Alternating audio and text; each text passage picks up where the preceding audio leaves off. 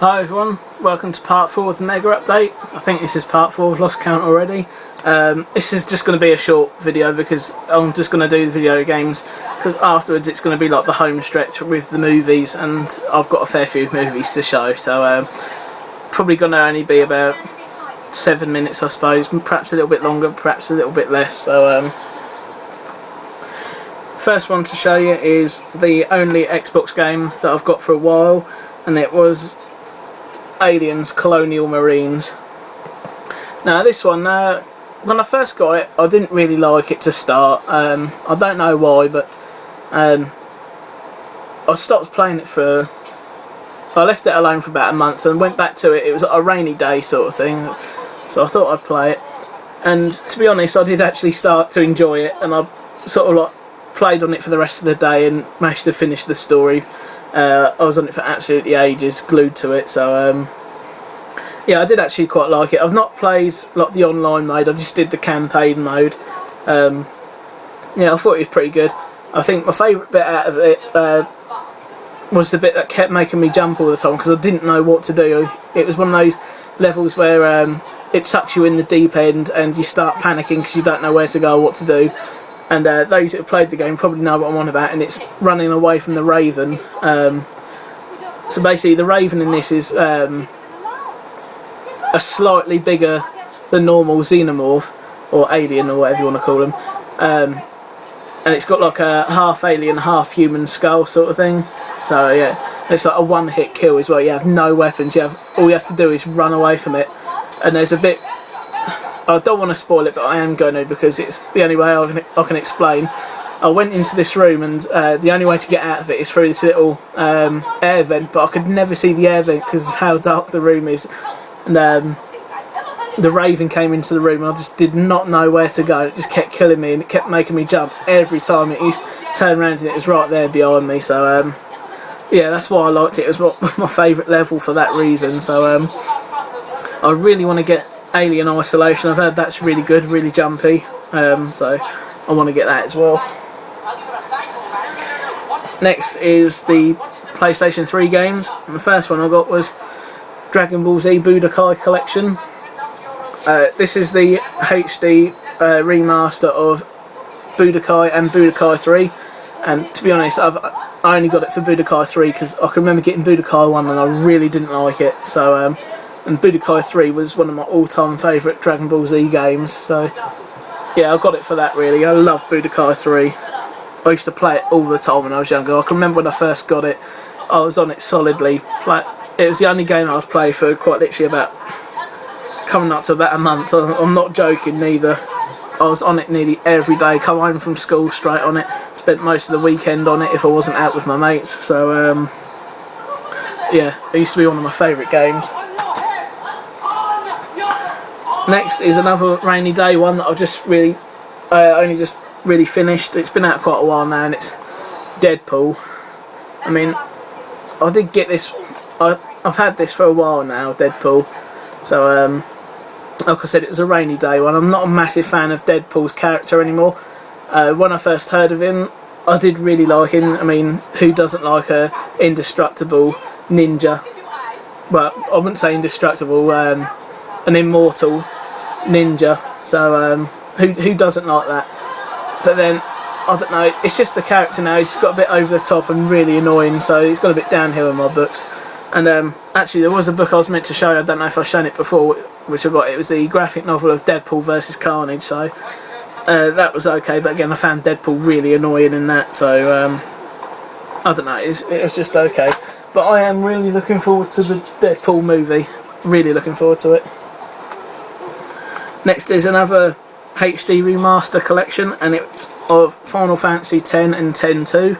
Again, I might have shown this, I don't know, but I'm only showing this now because I'm just recently playing through it, and to be fair, I had both of these games on PlayStation 2, and I have played a bit of X-2 yet, but I'm trying to do 10 first. So yeah, 10. I've got further in 10 on this than I ever did on PlayStation 2. I think PlayStation 2, the furthest I got to was I think the boss is called the Spectral Keeper, and if you basically it's the big orange boss where you have to keep teleporting to different platforms because he blows up the platform.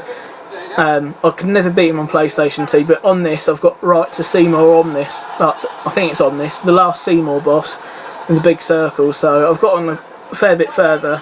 I mean, the bosses after Spectral Keeper were pretty challenging as well, like the Unalesca and Sin. So yeah, it's my favourite Final Fantasy game that I've played. I know people say 7's really good, but I've never actually played 7, so out of the Final Fantasy games that I played, 10 is my favourite. Next is another rainy day one, and to be honest I don't really like this one as much. I was really disappointed in it. It's Dragon Ball Z Ultimate Tenkaichi. I really don't like the combat system in this, but I'll stick to it. Again, it's a rainy day one, so I think the furthest I've got to in this is Namek, so yeah, it's, I don't know, not one of my favourites. Again, like the other video, I'm going to keep turning around just to make sure that the videos are uploading. At this point, number 1 is almost finished. It's at 89%, so fingers crossed it works. Right, the rest of them are PlayStation 4 games.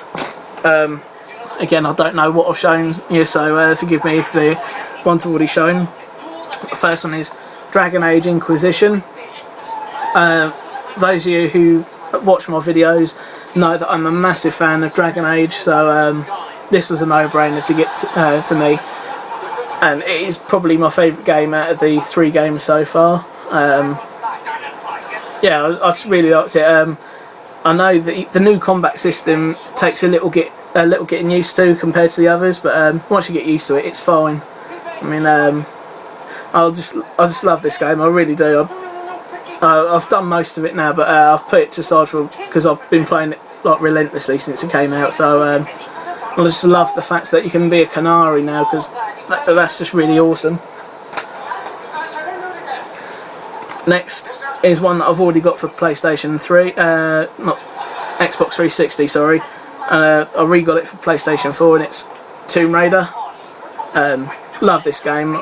It is really good. You can even see how much I got it for there. It was second hand at £22, so I thought might as well. So just love it. Great graphics and everything.